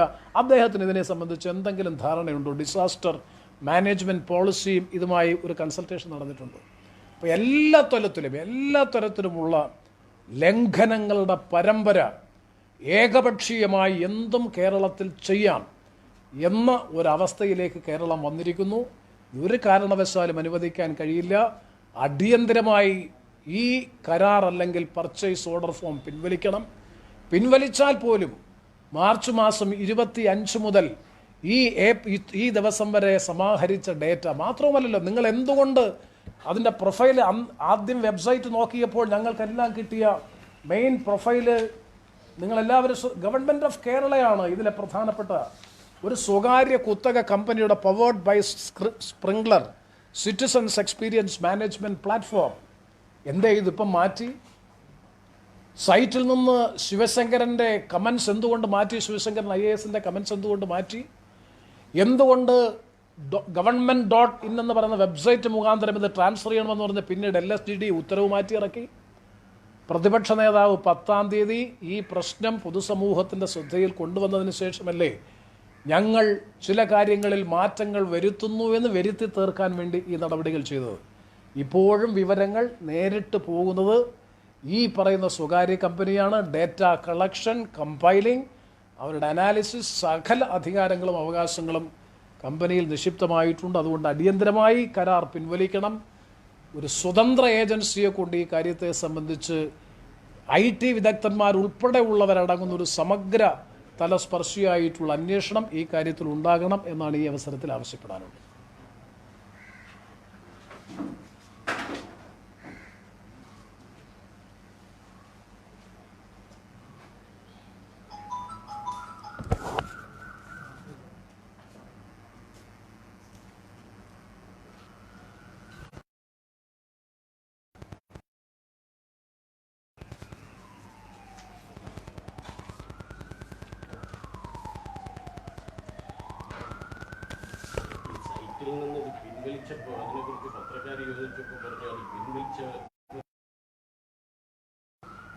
അല്ല, ഇതിൽ ഏറ്റവും പ്രധാനപ്പെട്ട പ്രശ്നം 10-ാം തീയതി മുതൽ നമ്മൾ ഈ വിഷയം ഉന്നയിക്കുന്നു. മുഖ്യമന്ത്രി യുക്തിസഹമായി ഒരു വിശദീകരണം തന്നാൽ പ്രശ്നം തീർന്നു. ഞങ്ങളുടെ വ്യക്തിഗതമായിട്ടുള്ള വിവരശേഖരം സുരക്ഷിതമാണ് എന്ന് കൺവിൻസ് ചെയ്താൽ ഞങ്ങൾ ഈ പറഞ്ഞ ആക്ഷേപങ്ങൾ മുഴുവൻ പിൻവലിക്കാം. മുഖ്യമന്ത്രി മറുപടി പറഞ്ഞില്ല, മാറിപ്പോയി. അവസാനം പറഞ്ഞു IT സെക്രട്ടറി പറയുമെന്ന് പറഞ്ഞു. IT സെക്രട്ടറി ഒരു വിശദീകരണക്കുറിപ്പ് ഇറക്കിയിട്ടുണ്ട്. ആ വിശദീകരണക്കുറിപ്പ് 100% വസ്തുതാവിരുദ്ധമാണ്. ഡേറ്റ പൂർണ്ണമായും സുരക്ഷിതമാണ്. അപ്പോൾ IT സെക്രട്ടറിയുടെ വിശദീകരണക്കുറിപ്പ് തൃപ്തികരമല്ല. ഈ കാര്യത്തിൽ ഗവൺമെന്റിന് വേണ്ടി ആകെ പ്രതികരിച്ചത് കേരളത്തിലെ ധനമന്ത്രി ഡോക്ടർ തോമസ് ഐസക് മാത്രമാണ്. ആ തോമസ് ഐസക് പറഞ്ഞത് ശരിയാണോ? ഞാൻ നേരത്തെ സൂചിപ്പിച്ചല്ലോ. എന്നിട്ട് എന്താ പറയുന്നത്? കേരളത്തിലെ ജനങ്ങൾക്ക് ഈ ഡേറ്റ കമ്പയർ ചെയ്യാനുള്ള ശേഷിയില്ല. ഞാൻ ഒറ്റ ഉദാഹരണം പറയാം. കേരള സ്റ്റേറ്റ് ഇലക്ട്രിസിറ്റി ബോർഡ് CITയുടെ നിയന്ത്രണത്തിലുള്ള KSEB ഓഫീസേഴ്സ് അസോസിയേഷനാണ് സത്യത്തിൽ അവിടെ ഡേറ്റ കളക്ഷന് വേണ്ടി അവരുടെ സാലറി, അവരുടെ മുഴുവൻ ഈ ഡീറ്റെയിൽസും കമ്പയർ ചെയ്തുകൊണ്ടുള്ള ഡേറ്റ കമ്പയറേഷൻ കേരളം രാജ്യത്തിന് മാതൃകയായ നിലയിൽ പൊതുമേഖലാ സ്ഥാപനം കാണിച്ചു കൊടുത്തു. എത്ര കൺസ്യൂമേഴ്സ് ഉണ്ട് അവിടെ. മുഴുവൻ കൺസ്യൂമേഴ്സിൻ്റെയും ജീവനക്കാരുടെയും മുഴുവൻ ഡേറ്റയും സ്വതന്ത്ര സോഫ്റ്റ്വെയർ മുഖാന്തരം കേരള സ്റ്റേറ്റ് ഇലക്ട്രിസിറ്റി ബോർഡ് CITയുവിൻ്റെയും CPMൻ്റെയും ഒക്കെ ഒരു നിയന്ത്രണത്തിലോ അല്ലെങ്കിൽ രക്ഷകർത്തൃത്വത്തിലുള്ള സംഘടന ചെയ്തതാണ്. എന്തേ ഇവിടെ ഇത് ബാധകമാകാൻ കഴിയുന്നില്ല? ഇതിനുള്ള കഴിവില്ല. ഇവർ ആരോഗ്യരംഗത്ത് പ്രവർത്തിച്ചു എന്നതിന് എന്താ തെളിവ്? ഇതൊരു പബ്ലിക് റിലേഷൻസ് മാനേജ്മെൻറ്റ് കമ്പനിയാണ് എന്നുള്ളത് കൃത്യമായി അതുകൊണ്ടാണല്ലോ അവർ പറയുന്നത് ഞങ്ങൾക്ക് HIPAA നിയമം ബാധകമല്ല. ഞങ്ങൾക്ക് HIPAA നിയമം ബാധകമല്ല എന്ന് പറയാൻ കാരണം തന്നെ ഞങ്ങൾ ആരോഗ്യരംഗത്തെ സെൻസിറ്റീവായിട്ടുള്ള സെക്യൂർഡായിട്ടുള്ള ഡേറ്റ കൈകാര്യം ചെയ്യുന്ന വിഷയങ്ങളിൽ ഇൻവോൾവ് ചെയ്യുന്നില്ല എന്നുള്ളത് കൊണ്ടാണ് HIPAA നിയമം ഞങ്ങൾക്ക് ബാധകമല്ല, അമേരിക്കൻ നിയമം ബാധകമല്ല എന്ന് ഞങ്ങൾ പറയുന്നത്. ഇനി മാത്രവുമല്ല, ഇതിൽ കേസ് കൊടുക്കണമെങ്കിൽ മാൻഹാട്ടനിൽ പോകണം, ന്യൂയോർക്കിൽ മാൻഹാട്ടനിൽ പോകണം. ഇതുമായി ബന്ധപ്പെട്ട തർക്കങ്ങളുണ്ടെങ്കിൽ ഇപ്പോൾ ഗവൺമെൻറ് പറഞ്ഞല്ലോ ഡിസ്ക്രീഷൻ ഓഫ് ദ ഗവൺമെൻറ് ആണ് ഫീസ്. അതാണ് ഓർഡർ ഫോം. എന്താ ഈ ഡിസ്ക്രീഷൻ? വിവേചനം എന്ന് പറഞ്ഞാൽ അത് റീസണബിൾ ആയിരിക്കണം, ജസ്റ്റ് ആയിരിക്കണം, ഫെയർ ആയിരിക്കണം. ഏത് ഡിസ്ക്രീഷനും അതാണ് സുപ്രീം കോടതി ജഡ്ജ്മെൻറ്റ്. നിങ്ങൾക്ക് വിവേചനാധികാരമുണ്ട് എന്ന് പറഞ്ഞ് നിങ്ങൾക്ക് ഇഷ്ടമുള്ളത് ചെയ്യാൻ കഴിയില്ല. അപ്പോൾ നീതിയുക്തമായിട്ടുള്ള ഫീസേ കൊടുക്കാൻ പറ്റൂ. അപ്പോൾ ഫീസ് ഉണ്ട്, ഫ്രീ അല്ല. ഗവൺമെൻറ്റിന് ഫീസ് നിശ്ചയിക്കാൻ അനുമതി കൊടുത്തിരിക്കുന്നു എന്ന് പറഞ്ഞാൽ അതിൻ്റെ അർത്ഥം ആ നിശ്ചയിക്കപ്പെടുന്ന ഫീസ് ഫെയർ ആയിരിക്കണം, ജസ്റ്റ് ആയിരിക്കണം, റീസണബിൾ ആണ്. അല്ലെങ്കിൽ അയാൾക്ക് ന്യൂയോർക്കിൽ കോടതി കേസിന് പോകാം. നമ്മുടെ കൗൺസിലിനെയും കൊണ്ട് വക്കീലിനെയും കൊണ്ട് നമ്മൾ അവിടെ അല്ലെങ്കിൽ അവിടുത്തെ കൗൺസിലിനെ നമ്മൾ എൻഗേജ് ചെയ്യേണ്ടതായിട്ട് വരും. ഇത്രയും തന്ത്രപ്രധാനമായ ഒരു കരാറ് COVID-19 മാനേജ്മെൻറ്റിൻ്റെ ഇതാണോ, ദുരന്തമാണ്, ആരും രാഷ്ട്രീയം പറയരുത്, ആരും ഒരു അക്ഷരം പോലും പറയരുത് എന്ന് ഞങ്ങളൊക്കെ സഹകരിച്ചല്ലോ. ഞാൻ ഇപ്പോഴും പറയുന്നു, കഴിഞ്ഞ 3 ലൈവിലും ഞാൻ പറഞ്ഞു, COVID-19 എന്ന മാരക പ്രഹരശേഷിയുള്ള വൈറസ് രോഗബാധയെ അതിജീവിക്കുന്നതിനും അതിനെ പ്രതിരോധിക്കുന്നതിനും വേണ്ടി സംസ്ഥാന ഗവൺമെൻറ് നടത്തുന്ന പ്രവർത്തനങ്ങളോടൊപ്പം ഞങ്ങളുണ്ട്. ഞങ്ങൾ അതിനെയൊക്കെ നല്ല നടപടികളെ ശ്ലാഘിച്ചിട്ടുണ്ട്, പ്രതിപക്ഷ നേതാവ് ശ്ലാഘിച്ചിട്ടുണ്ട്. അപ്പോൾ സ്വാഭാവികമായും ഇത്തരത്തിലുള്ള ചോദ്യങ്ങൾ ഉയർത്തുമ്പോൾ ആ ചോദ്യങ്ങൾക്ക് വിശദീകരണം, അല്ലെങ്കിൽ കൃത്യമായി ഒരു IT എക്സ്പെർട്ടിനെ കൊണ്ടോ നിങ്ങൾ വിശദീകരണം കൊടുക്കുക. ഗവൺമെൻറ് മുഖ്യമന്ത്രിക്ക് പറയാൻ പരിമിതികളുണ്ടെങ്കിൽ അതിന് തക്കതായിട്ടുള്ള വിശദീകരണം നൽകി. ഇപ്പോഴും വ്യക്തമല്ല ഈ രേഖകളെ സംബന്ധിച്ച് പോലും. ഏപ്രിൽ 2-നുണ്ടാക്കിയ രേഖ 2-നാണ് ഉണ്ടാക്കിയത് എന്നുള്ളതിന് എന്താ തെളിവ്? അതാണ് ഞാൻ സൂചിപ്പിച്ചത്. IT secretary for and on behalf of governor of Kerala അല്ല, അദ്ദേഹം പേഴ്സണലായി Sivasankar IAS secretary IT department എന്ന് പറഞ്ഞ് ഒപ്പുവെച്ചിരിക്കുന്നു. ഞാൻ മനസ്സിലാക്കുന്നത് ശരിയെങ്കിൽ കോപ്പി ആൻഡ് പേസ്റ്റ് ആണ് ചില ഒപ്പ് എന്നാണ് മനസ്സിലാക്കുന്നത്. കൃത്യതയല്ലാത്തതുകൊണ്ട് അത് പറയുന്നില്ല. പല ഒപ്പുകളും അങ്ങനെ ചെയ്തിട്ടുണ്ടോ എന്ന് പോലും സംശയമുണ്ട്. ഈ 10-ാം തീയതിക്ക് ശേഷം ഒരുപാട് നടപടിക്രമങ്ങൾ ഓഫീസിൽ നടന്നിട്ടുണ്ട്. അതെല്ലാം ഒരു അന്വേഷണത്തിലൂടെ മാത്രമേ പുറത്തു വരാൻ കഴിയൂ.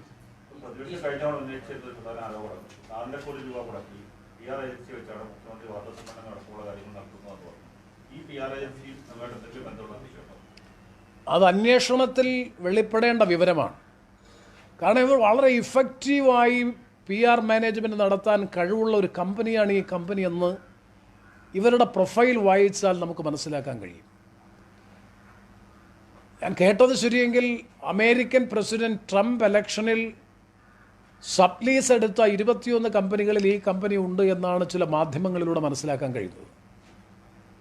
മാത്രവുമല്ല, കഴിഞ്ഞ ദിവസം 50 ദശലക്ഷം ഡോളറാണ് ഈ കമ്പനിക്കെതിരായി ന്യൂയോർക്കിൽ ഒരു കേസ് ഫയൽ ചെയ്തിരിക്കുന്നത്. തങ്ങളോടൊപ്പമുള്ള പാർട്ട്ണറുടെ ഡേറ്റ അനധികൃതമായി തട്ടിയെടുത്തു, പച്ച മലയാളത്തിൽ പറഞ്ഞാൽ കളവ്, അനധികൃതമായി തട്ടിയെടുത്തു എന്ന് പറഞ്ഞൊരു സൂട്ട് 50 ദശലക്ഷം $50 മില്യൺ ആണ് ഈ കമ്പനിക്കെതിരായിട്ടുള്ള ഒരു കേസ് കോടതിയിൽ. അതിനെപ്പോലും കേരളത്തിൻ്റെ ബഹുമാനപ്പെട്ട മുഖ്യമന്ത്രിയും IT സെക്രട്ടറിയും ഒക്കെ ന്യായീകരിക്കുകയല്ലേ. മൈക്രോസോഫ്റ്റും മക്ഡൊണാൾഡും അതുപോലെ തന്നെ നോക്കിയയും ഈ പറയുന്ന കമ്പനികളൊക്കെ അവരുടെ കസ്റ്റമേഴ്സ്. WHO കസ്റ്റമറാണ്. WHO അവരുടെ കസ്റ്റമറല്ല. WHO ലിങ്കിൽ പോയാൽ നോക്കാം, അത് ലിങ്ക് സർവീസാണ്. ഒരുപാട് ഓർഗനൈസേഷൻസ്, ഒരുപാട് സ്ഥാപനങ്ങൾ, സന്നദ്ധ സംഘടനകൾ WHOക്ക് വിവരശേഖരം നൽകുന്നുണ്ട്. പക്ഷെ അതിൽ WHO സൈറ്റിൽ വളരെ വ്യക്തമായി പറയുന്നുണ്ട്, ഇവർ നൽകുന്ന ഡേറ്റയ്ക്ക് ഒരു ഓതൻറ്റിസിറ്റിയുമില്ല, അത് അവരുടെ വിവരങ്ങളാണ്, അഭിപ്രായങ്ങളാണ്, ഞങ്ങളത് ഓൺ ചെയ്യുന്നില്ല, ഞങ്ങളത് ഓതൻറ്റിക്കേറ്റ് ചെയ്യുന്നില്ല. അപ്പോൾ WHO കസ്റ്റമറാണ് ഇവർ, അവിടെ സർവീസ് നൽകുന്നു എന്ന് പറഞ്ഞിട്ടാണ് മറ്റൊരു പ്രധാനപ്പെട്ട ന്യായീകരണം. മാക്ഡൊണാൾഡ്, അതുപോലെ ഞാൻ നേരത്തെ സൂചിപ്പിച്ച മൈക്രോസോഫ്റ്റിൻ്റെ ജോലി എന്താ? മൈക്രോസോഫ്റ്റ് അല്ലേ സത്യത്തിൽ ഈ രംഗത്തെ ആഗോള ഭീമ. അപ്പോൾ അത്രയും ബന്ധമുള്ള ഒരു കമ്പനി. അവർ തന്നെ പറയുന്നു, ട്വിറ്ററും ഇൻസ്റ്റഗ്രാമും ഫേസ്ബുക്ക് ഉൾപ്പെടെയുള്ള സോഷ്യൽ മീഡിയ പ്ലാറ്റ്ഫോം ഡീൽ ചെയ്യുന്നതാണ് ഞങ്ങളുടെ പ്രധാനപ്പെട്ട ജോലിയെന്ന് അവർ തന്നെ സമ്മതിക്കുമ്പോൾ സ്വാഭാവികമായും ഇത്തരത്തിലുള്ള PR മാനേജ്മെൻറ്റിൻ്റെ പിന്നിൽ ഇവരാണോ അതോ മറ്റേതെങ്കിലും ഇവർ നിയോഗിക്കുന്ന ഇവരുടെ സബ്സിഡറി കമ്പനിയാണോ? ഇതൊക്കെ അന്വേഷണത്തിലാണ് സത്യത്തിൽ പുറത്തു.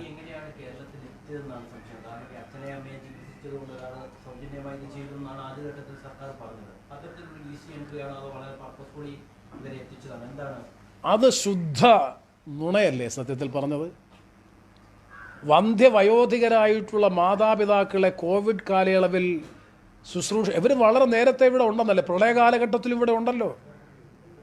ഗവൺമെൻറ് തന്നെ സമ്മതിച്ചിട്ടുണ്ടല്ലോ, പ്രളയ കാലഘട്ടത്തിലും ഈ കമ്പനിയുടെ സേവനം ഉപയോഗപ്പെടുത്തിയിട്ടുണ്ട്. ഇന്ന് ശ്രീ ഉമ്മൻചാണ്ടി ചോദിച്ച ചോദ്യം അതാണ്, പ്രളയകാലത്ത് ഇവരുടെ സേവനം ഉപയോഗിച്ചിട്ടുണ്ടെങ്കിൽ എങ്ങനെ? നമ്മളാരും കേട്ടിട്ടില്ല ഇങ്ങനൊരു കമ്പനിയെ. സ്പ്രിംഗ്ലർ എന്ന് പറയുന്ന ഒരു കമ്പനി പ്രളയ കാലഘട്ടത്തിൽ കേരളത്തിലെ ജനങ്ങളുടെ സുരക്ഷാ രംഗത്തും അല്ലെങ്കിൽ ജനങ്ങളുടെ സഹായത്തിനെത്തി എന്നതിനെ സംബന്ധിച്ചുള്ള വിവരം നമുക്കില്ല. ഇനി പോട്ടെ, ഉണ്ടെങ്കിൽ ഞാൻ ഒറ്റ ചോദ്യം പറഞ്ഞ അവസാനം, മുഖ്യമന്ത്രി പറയുന്നത് മുഴുവൻ 100% അംഗീകരിച്ചു കൊടുക്കുക. ഒറ്റ ചോദ്യത്തിന് ഉത്തരം പറഞ്ഞാൽ, ബഹുമാനപ്പെട്ട കേരളത്തിൻ്റെ മുഖ്യമന്ത്രി അങ്ങ് ഇന്നലെയും 1 ലക്ഷം രൂപ വരെ കുഞ്ഞുങ്ങൾ കൊടുത്ത 10,000 രൂപ വരെ ലഭ്യമായിട്ടുള്ള മുഴുവൻ ധനസഹായത്തിൻ്റെയും സൗജന്യത്തിൻ്റെയും വിവരങ്ങൾ അതത് ദിവസങ്ങളിൽ അങ്ങ് പത്രസമ്മേളനത്തിൽ പ്രസിദ്ധീകരിച്ചു. മാർച്ച് മാസം 25 മുതൽ സെപ്റ്റംബർ മാസം 24 വരെയുള്ള 6 മാസക്കാലം കേരളത്തിലെ ജനങ്ങളുടെ ആരോഗ്യ സുരക്ഷയുമായി ബന്ധപ്പെട്ട കോവിഡ് മാനേജ്മെൻറ്റ് പ്രവർത്തനങ്ങളിൽ ഒരു കമ്പനി നൽകുന്ന സൗജന്യ സേവനത്തെ സംബന്ധിച്ച് ഇത്രയും ദിവസത്തെ പത്രസമ്മേളനത്തിൽ അങ്ങെന്തേ ഒരു വാക്ക് ഉച്ചരിച്ചില്ല? ഈ കമ്പനിയുടെ പേര് എന്തുകൊണ്ട് സുതാര്യതയോടുകൂടി പത്രസമ്മേളനത്തിൽ പറഞ്ഞില്ല? ഇങ്ങനൊരു കമ്പനി വയോധികരായിട്ടുള്ള മാതാപിതാക്കളുടെ സുരക്ഷിതത്വത്തെ കണ്ട് അവർ അതിൽ ആകൃഷ്ടരായി കേരളത്തിന് സൗജന്യ സേവനം നൽകാൻ വേണ്ടി നമ്മുടെ സംസ്ഥാനത്ത് വന്നിരിക്കുന്നു. ആ സ്പ്രിംഗ്ലർ കമ്പനിക്ക് അനുമോദനങ്ങൾ ഈ അവസരത്തിൽ അർപ്പിക്കുന്നു എന്നൊരു വാചകമങ്ങ് പറഞ്ഞില്ല എന്ന് പറഞ്ഞാൽ Sprinkler.com കമ്പനിയുമായി ബന്ധപ്പെട്ട നടപടികൾ മുഴുവൻ ദുരൂഹതയാണ്. സുതാര്യതയുടെ കണിക പോലുമില്ല. ഉണ്ടായിരുന്നെങ്കിൽ ആംബുലൻസ്, ഇന്ത്യൻ യൂണിയൻ മുസ്ലിം ലീഗും CH സെൻറ്ററും ഒക്കെ ആംബുലൻസ് വിട്ടുകൊടുത്തത് പറഞ്ഞു, 1 ലക്ഷം രൂപയുടെ ധനസഹായം കൊടുത്തത് പറഞ്ഞു. അങ്ങനെയാണെങ്കിൽ എന്തുകൊണ്ട് ഈ ധനസഹായത്തെക്കുറിച്ച് കേരളത്തിൻ്റെ മുഖ്യമന്ത്രി ഒരു അക്ഷരം പോലും പറഞ്ഞില്ല? പ്രതിപക്ഷ നേതാവ് ആക്ഷേപം ഉന്നയിച്ചതിന് ശേഷമല്ലേ ഈ കാര്യത്തെ സംബന്ധിച്ച് പരാമർശിച്ചത്? മുഖ്യമന്ത്രി നേരിട്ടുള്ള ഇടപാടാണോ അല്ലെങ്കിൽ അദ്ദേഹത്തെ ആരെങ്കിലും തെറ്റിദ്ധരിപ്പിച്ച് ഇത്തരത്തിൽ കൊണ്ടുപോയതാണ്? എന്താണ് സംശയം? അതോ അദ്ദേഹത്തിൻ്റെ ഏതെങ്കിലും ബന്ധമുള്ള കമ്പനികൾക്ക് ഇതുമായി ബന്ധമുണ്ടോ? ഇതെല്ലാം സമഗ്രമായ ഒരു അന്വേഷണത്തിലൂടെ പുറത്തു വരേണ്ട കാര്യങ്ങളാണ്. പക്ഷെ ഒരു കാര്യം ശരിയാണ്, ഈ കാര്യത്തിൽ യുക്തിസഹമായ വിശദീകരണം മുഖ്യമന്ത്രി നൽകാൻ ഇനിയും അമാന്തിച്ചാൽ ഈ കരാർ ഇത്രയും ഫ്ലോസ് ഉള്ള ഷാബി ആയിട്ടുള്ളൊരു കരാർ, ഞാൻ കരാർ എന്ന് പറയുന്നത് മനസ്സിലാക്കാൻ വേണ്ടി it is not at all an agreement, non disclosure agreement ഉണ്ടെങ്കിൽ പോലും ഒരു എഗ്രിമെൻറ്റിൻ്റെ സ്പെസിഫൈഡ് കണ്ടീഷൻസ് ഒന്നും തന്നെ ഫുൾഫിൽ ചെയ്യുന്നില്ല. എന്നാൽ പോലും പറയുന്നു ഈ കരാർ റദ്ദാക്കാൻ മുഖ്യമന്ത്രി അടിയന്തരമായ നടപടി സ്വീകരിക്കുന്നില്ലെങ്കിൽ മുഖ്യമന്ത്രിക്ക് ഇതിൽ വ്യക്തിഗതമായ താല്പര്യമുണ്ട് എന്ന് നാട് സംശയിക്കും. അതുകൊണ്ടാണ് ഞാൻ പറയുന്നത് അടിയന്തരമായി ഇത് പിൻവലിക്കണം. പിൻവലിച്ചാൽ മാത്രം പോരാ, ഇത്തരത്തിലൊരു ഇടപാടിലേക്ക് എത്തിച്ചേരാനിടയായിട്ടുള്ള സാഹചര്യങ്ങളെ സംബന്ധിച്ച് സംസ്ഥാന ഗവൺമെൻറ് ഒരു സമഗ്രതല സ്പർശിയായിട്ടുള്ള ഒരു അന്വേഷണം ഈ കാര്യത്തിൽ നടത്തണം. അല്ലെങ്കിൽ ജനങ്ങളെ കബളിപ്പിക്കുന്നതിന് തുല്യമായിരിക്കും. നിങ്ങൾ ഈ പ്രശ്നം ഉന്നയിക്കപ്പെട്ട എന്തൊരു കബളിപ്പിക്കൽ തന്ത്രമാണ്. കാരണം ഈ പ്രശ്നം ഉന്നയിച്ചപ്പോൾ തദ്ദേശ സ്വയംഭരണ വകുപ്പ് ഒരു നിർദ്ദേശം കൊടുത്തു, നിങ്ങൾ ഡയറക്റ്റായി ഈ sprinkle.com വെബ്സൈറ്റിലേക്ക് അപ്ലോഡ് ചെയ്യേണ്ട വിവരങ്ങൾ നിങ്ങൾ ഹോം സൈറ്റ് അതോ homevisit.gov.in എന്ന് പറയുന്ന വെബ്സൈറ്റ് മുഖാന്തരം അയച്ചാൽ മതി. എന്തൊരു തട്ടിപ്പാണ്, എന്തൊരു കബളിപ്പിക്കലാണ് ജനങ്ങളെ. അത് ചൊല്ലുന്നത് എവിടെയാണ്? നമുക്കറിയാമല്ലോ, മുഖ്യമന്ത്രി 4 കാര്യങ്ങളാണ് പറഞ്ഞത് കാരണങ്ങൾ. ഒന്ന്, സർവർ ഇന്ത്യയിലാണ്. സർവർ എവിടെയോ ആയിക്കൊള്ളട്ടെ, സർവർ കൊല്ലത്തോ തിരുവനന്തപുരത്തോ ക്ലിഫ് ഹൗസിലായിക്കൊള്ളട്ടെ, സർവർ ഇവിടെ പ്രധാനപ്പെട്ട പ്രശ്നം ആർക്കാണ് access? Authorised access to the data അത് ഈ കമ്പനിക്കുണ്ട്. അതാണ് പ്രശ്നം. അവിടെയാണ് ഞങ്ങളുടെ 2 കാര്യങ്ങളിലാണ് മൗലികമായ തർക്കം. ഒന്ന്, ഒരു സ്വകാര്യ അമേരിക്കൻ കമ്പനിക്ക് രാജ്യത്തെ പൗരന്മാരുടെ ആരോഗ്യ സംബന്ധമായിട്ടുള്ള വിവരശേഖരത്തിന്മേലുള്ള ഡയറക്റ്റ് ആക്സസ്, അതിൻ്റെ കളക്ഷൻ പോയിന്റ് മുതൽ അതിൻ്റെ ടെർമിനേഷൻ പോയിന്റ് വരെയുള്ള അബ്സല്യൂട്ട് ആക്സസ് അവർക്ക് കൊടുക്കുന്നു. ഒന്ന്, അതിൻ്റെ രഹസ്യ സ്വഭാവം സൂക്ഷിക്കാൻ അവർക്ക് കഴിയുന്നില്ല. ഒരു സുരക്ഷാ കവചവും ഉണ്ടാക്കിയിട്ടില്ല. 2, എല്ലാ മാനദണ്ഡങ്ങളും ഭരണപരവും നിയമപരവും ആയിട്ടുള്ള എല്ലാ ചട്ടങ്ങളും വ്യവസ്ഥകളും ലംഘിച്ചുകൊണ്ട് കൊടുത്തിട്ടുള്ള കരാർ. അങ്ങനെ 2 തലത്തിലും ഫെയ്റ്റലാണിത്. സത്യം പറഞ്ഞാൽ മറ്റേതെങ്കിലും ഒരു രാജ്യത്തൊക്കെ ആണെങ്കിൽ ഒരു ഗവൺമെൻറ് നിലം പതിക്കുന്ന നിലയിലുള്ള ഗുരുതരമായിട്ടുള്ള ആക്ഷേപമാണ്. സിംഗപ്പൂരിൽ ഒരു ഗവൺമെൻറ് ഒരിക്കൽ അട്ടിമറിക്കപ്പെട്ടത് ഇതുമായി ബന്ധപ്പെട്ട ഡാറ്റ കളക്ഷനുമായി ബന്ധപ്പെട്ട വിഷയത്തെക്കുറിച്ചാണ്.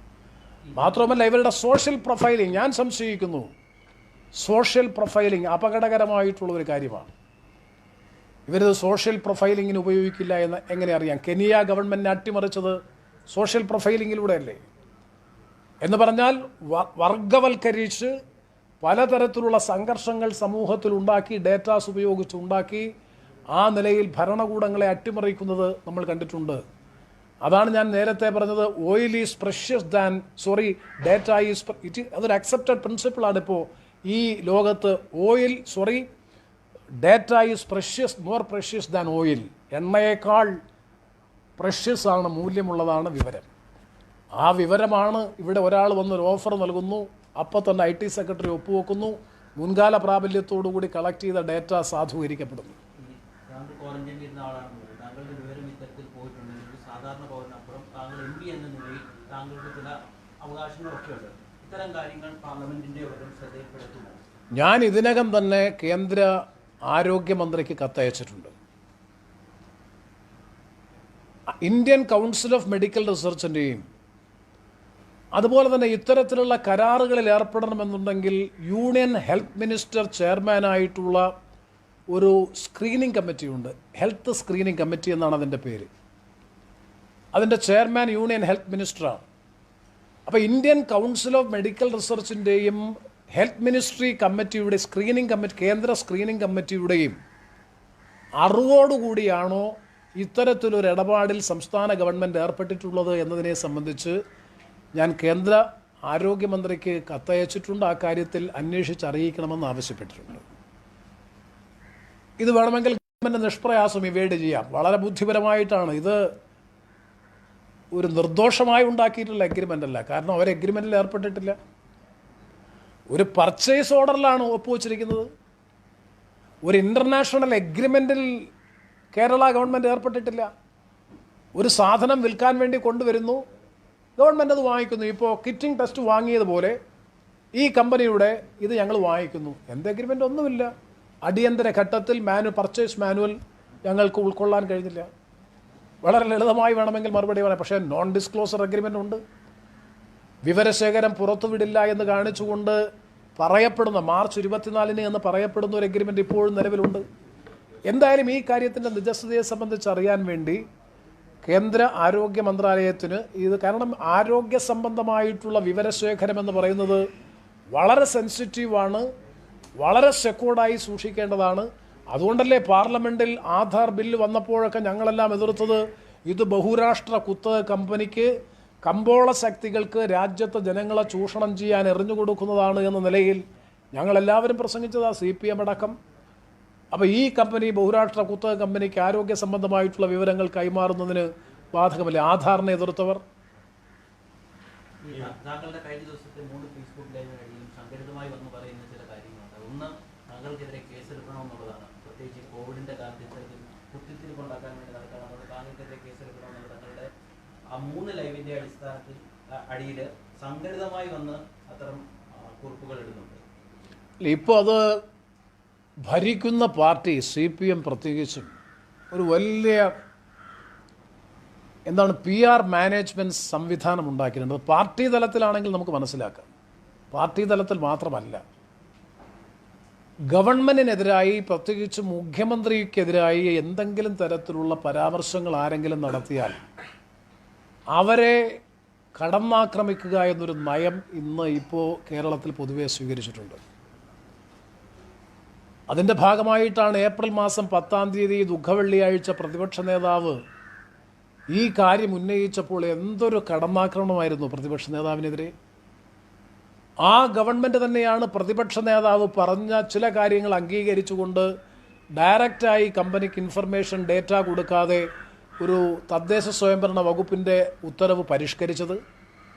ആ പ്രതിപക്ഷ നേതാവ് പറഞ്ഞ ആരോപണത്തിൻ്റെ അടിസ്ഥാനത്തിലല്ലേ IT സെക്രട്ടറിയുടെ കമൻസ് അവരുടെ സൈറ്റിൽ നിന്ന് നീക്കം ചെയ്തത്. അതുപോലെ ഗവൺമെൻറ് ഓഫ് കേരളയുടെ എംബ്ലം അതിൽ നീക്കം ചെയ്തത്. അപ്പോൾ ഇപ്പോൾ സോഷ്യൽ മീഡിയയാണ് ഏറ്റവും വലിയ വെപ്പൺ. സമൂഹ മാധ്യമങ്ങളെ ഉപയോഗിച്ചുകൊണ്ട് ഏത് ശരി പറഞ്ഞാലും ഏത് ന്യായം പറഞ്ഞാലും വ്യക്തിഗതമായിട്ടുള്ള ആക്ഷേപങ്ങൾ ഉന്നയിച്ചുകൊണ്ട് തകർക്കുക എന്നുള്ളതാണ് ഇപ്പോൾ സ്വീകരിച്ചിരിക്കുന്ന നയം. ഞങ്ങൾ ആരെങ്കിലും COVID-19 മാനേജ്മെൻറ്റിനെതിരായിട്ടാണോ പറയുന്നത്? ഞങ്ങൾ പറയുന്നത് COVID-19 മാനേജ്മെൻറ്റുമായി ബന്ധപ്പെട്ട് എന്ന പേരിൽ നിങ്ങളുണ്ടാക്കിയിരിക്കുന്ന ഈ കരാറിലെ വ്യവസ്ഥകൾ ജനങ്ങളെ ബോധ്യപ്പെടുത്തണം. ഒരു പൗരൻ്റെ അവകാശമാണ് അറിയാനുള്ള അവകാശം. ആ അവകാശം പരിരക്ഷിക്കപ്പെടണമെന്നുള്ളതാണ് ഞങ്ങളുടെ പ്രധാനപ്പെട്ട ആവശ്യം. അത് പറയുമ്പോൾ കോവിഡ് നടപടികളെ അട്ടിമറിക്കുന്നു എന്ന് പറഞ്ഞ് വേണമെങ്കിൽ ആർക്കെതിരെ വേണമെങ്കിലും കേസെടുക്കാം.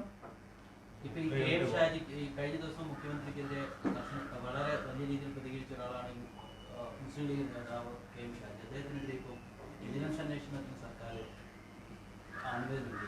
അല്ല, വളരെ വളരെ നിർഭാഗ്യകരമായിട്ടുള്ളൊരു നടപടിയാണ് സത്യത്തിൽ. കഴിഞ്ഞ ദിവസം അതിനു മുമ്പ് മുഖ്യമന്ത്രി അദ്ദേഹത്തെക്കുറിച്ച് പരാമർശിച്ചതിന് ഒരു ജനപ്രതിനിധി എന്ന നിലയിൽ അദ്ദേഹം പത്രസമ്മേളനം നടത്തി മറുപടി പറഞ്ഞു. ആ പത്രസമ്മേളനം നടത്തി മറുപടി പറഞ്ഞ ഇന്ത്യൻ യൂണിയൻ മുസ്ലിം ലീഗിൻ്റെ ഒരു നിയമസഭാംഗത്തിനെതിരായി തൊട്ടടുത്ത ദിവസം വിജിലൻസ് കേസിന് അനുമതി കൊടുക്കുക എന്ന് പറഞ്ഞാൽ കേന്ദ്ര ഗവൺമെൻറ് സംസ്ഥാന ഗവൺമെൻറ്റും തമ്മിൽ എന്ത് വ്യത്യാസം? നിങ്ങൾ പ്രതിപക്ഷ നേതാക്കളെ മുഴുവൻ കേന്ദ്ര ഗവൺമെൻറ് കേന്ദ്ര സംവിധാനങ്ങൾ ഉപയോഗിച്ച് ഭീഷണിപ്പെടുത്തി വരുതിക്ക് നിർത്തുന്നു എന്ന് ആക്ഷേപം ഉന്നയിക്കുന്ന നിങ്ങൾ ജനാധിപത്യപരമായ മാർഗത്തിലൂടെ KM ഷാജി കഴിഞ്ഞ ദിവസം പത്രസമ്മേളനം നടത്തി ഗവൺമെൻറ്റിൻ്റെ തെറ്റായ പ്രവർത്തനങ്ങളെ ചൂണ്ടിക്കാണിച്ചതിൻ്റെ പേരിൽ കേസെടുക്കുക എന്ന് പറഞ്ഞാൽ പ്രതിഷേധാർഹമാണ്. ഒരു സംശയവും വേണ്ട. നിർഭാഗ്യകരമെന്ന വാക്കല്ല, പ്രതിഷേധാർഹമാണ്. വല്ലാത്ത ഏകാധിപത്യ നടപടിയിലേക്ക് കേരളം മെല്ലെ മെല്ലെ നീങ്ങിക്കൊണ്ടിരിക്കുകയാണ്. എതിർപ്പിൻ്റെയും വിയോജിപ്പിൻ്റെയും സ്വരങ്ങളെ അടിച്ചമർത്തും. വിയോജിപ്പിൻ്റെ സ്വരങ്ങൾ അനുവദിക്കില്ല. പറയുന്നത് കേൾക്കണം, കേൾക്കുന്നതനുസരിച്ച് ജീവിച്ചോണം എന്ന് പറഞ്ഞാൽ ജനാധിപത്യ കേരളത്തിൽ അത് നടക്കാൻ പോകുന്നില്ല. സംസ്കാര സമ്പന്നമായിട്ടുള്ള കേരളത്തിൽ, പരിഷ്കൃത ജനാധിപത്യ സമൂഹം അധിവസിക്കുന്ന കേരളത്തിൽ ശക്തമായ പ്രതികരണം അതിൽ ഉണ്ടാകും. ഇപ്പോൾ തന്നെ കേരളത്തിൻ്റെ പ്രതിപക്ഷ നേതാവ്, മുൻ മുഖ്യമന്ത്രി, UDFൻ്റെ convener, KPCC president PT Thomas, അതുപോലെ ഇന്ത്യൻ യൂണിയൻ മുസ്ലിം ലീഗിൻ്റെ നേതാക്കന്മാർ തുടങ്ങി ഷിബു ബേബി ജോൺ ഉൾപ്പെടെ എത്രയോ പേർ, ഉത്തരവാദപ്പെട്ട രാഷ്ട്രീയ നേതാക്കൾ ഈ ഗവൺമെൻറ്റിനെ അനുകൂലിക്കുന്ന എത്രയോ പേർ ഇതുമായി ബന്ധപ്പെട്ട സംശയങ്ങൾ ഉന്നയിച്ചു. ആ സംശയങ്ങൾ നിവാരണം നടത്തി ട്രാൻസ്പെറൻസി ഉറപ്പുവരുത്തുന്നതിന് പകരം, സുതാര്യത ഉറപ്പുവരുത്തുന്നതിന് പകരം ആക്ഷേപങ്ങൾ ഉന്നയിക്കുന്നവർക്കെതിരെ മുഴുവൻ കേസെടുക്കാൻ പോയി കഴിഞ്ഞാൽ പിന്നെ എന്തു ജനാധിപത്യ വ്യവസ്ഥയാണ് കേരളത്തിലെന്ന് ജനങ്ങൾ ചോദിക്കുന്ന സ്ഥിതി വരും. KM ഷാജിക്കെതിരെ ഇപ്പോൾ പെട്ടെന്ന് തിടുക്കത്തിൽ ഒരു കേസെടുത്തത് ഒരു തരത്തിലും ന്യായീകരിക്കാൻ കഴിയുന്നതല്ല. അതിലുള്ള അതിശക്തമായിട്ടുള്ള പ്രതിഷേധം രേഖപ്പെടുത്തുന്നു എന്ന് മാത്രമല്ല, ജനാധിപത്യ കേരളം ഒരു വല്ലാത്ത അവസ്ഥയിലേക്കാണ് ഇപ്പോൾ പോകുന്നത്. ഞങ്ങളിതൊക്കെ പറയുമ്പോഴും ഞങ്ങൾ COVID-19 മാനേജ്മെൻറ്റുമായി ബന്ധപ്പെട്ട കാര്യത്തിൽ ഗവൺമെൻറ്റിനോടൊപ്പം ഞങ്ങൾ നിൽക്കുന്നുണ്ട്, സഹകരിക്കുന്നുണ്ട്. ആദ്യം കോവിഡ് മാനേജ്മെൻറ്റുമായി ബന്ധപ്പെട്ട് പ്രാദേശിക വികസന ഫണ്ട് 1.5 കോടി രൂപ അനുവദിച്ചത് ഈ കൊല്ലത്ത് ലോക്സഭാ മണ്ഡലത്തിൽ ഞാനാണ്. ആദ്യം അനുവദിച്ച 1.5 കോടി രൂപ, പിന്നെ വീണ്ടും 15 ലക്ഷം കൊടുത്തു, വീണ്ടും 1 കോടി കൊടുത്തു, നമ്മുടെ ആശുപത്രികൾക്കാണ്. അതുപോലെ എല്ലാ പാർലമെൻറ്റ് അംഗങ്ങളും ചെയ്തു, നിയമസഭാംഗങ്ങൾ ചെയ്യുന്നു, അതിനോടൊപ്പം സഹകരിക്കുന്നു. പക്ഷെ ഒരു ചോദ്യം ഉന്നയിച്ചാൽ ഉന്നയിക്കുന്ന ചോദ്യത്തിന് മറുപടി കിട്ടുന്നില്ലെങ്കിൽ, യുക്തിസഹമായ മറുപടി, തൃപ്തികരമായ മറുപടി കിട്ടുന്നില്ലെങ്കിൽ ചോദ്യം ജനാധിപത്യ പ്രക്രിയയിൽ ആവർത്തിച്ചുകൊണ്ടേയിരിക്കും. അത് അസ്വസ്ഥതപ്പെടുത്തുന്നുണ്ടെങ്കിൽ അതൊരു ജനാധിപത്യ ഭരണാധികാരിക്ക് ഒട്ടും ഭൂഷണമല്ല എന്നുകൂടി കൂട്ടിച്ചേർക്കാൻ ആഗ്രഹിക്കുക. എനിക്കറിയില്ല വാർത്താ സമ്മേളനം അദ്ദേഹം ഒഴിവാക്കിയതാണോ, ഇനി ഒന്നിടവിട്ടുള്ള ദിവസങ്ങളിൽ അദ്ദേഹം വാർത്താ സമ്മേളനം നടത്തുമോ എന്നതിനെ സംബന്ധിച്ചൊരു വ്യക്തതയുമില്ല. ഏതായാലും പൊടുന്നനെയാണ് അദ്ദേഹം വാർത്താ സമ്മേളനം അവസാനിപ്പിച്ചത്. വാർത്താ സമ്മേളനം അവസാനിപ്പിക്കുമ്പോഴെങ്കിലും പ്രതിപക്ഷം ഉന്നയിച്ച പ്രസക്തമായിട്ടുള്ള ചോദ്യങ്ങൾക്ക് ഉത്തരം പറയേണ്ടിയിരുന്നു. അങ്ങനെ ഉത്തരം പറഞ്ഞതുകൊണ്ട് ഒരിക്കലും ഇന്ന് നിലവിലിരിക്കുന്ന സൗഹൃദാന്തരീക്ഷം, സാമൂഹാന്തരീക്ഷം ഒരു തരത്തിലും നഷ്ടപ്പെടാൻ പോകുന്നില്ല. ഇന്ന് തന്നെ മുൻ മുഖ്യമന്ത്രി ഉമ്മൻചാണ്ടിയോട് എത്രയോ ചോദ്യങ്ങൾ ചോദിച്ചു, അദ്ദേഹം എല്ലാത്തിനും ഉത്തരം പറഞ്ഞു. നമ്മൾ പറയുന്നത് മാത്രമല്ലല്ലോ, ഞാനങ്ങോട്ട് പറയുന്നല്ല, നിങ്ങൾ ചോദിക്കുന്നതിന് കൂടി ഉത്തരം പറയാൻ ഞാൻ ബാധ്യസ്ഥനാണ്. അതാണ് ജനാധിപത്യ പ്രക്രിയയിൽ പൊതുവെ സ്വീകാര്യമായിട്ടുള്ള സമീപനം.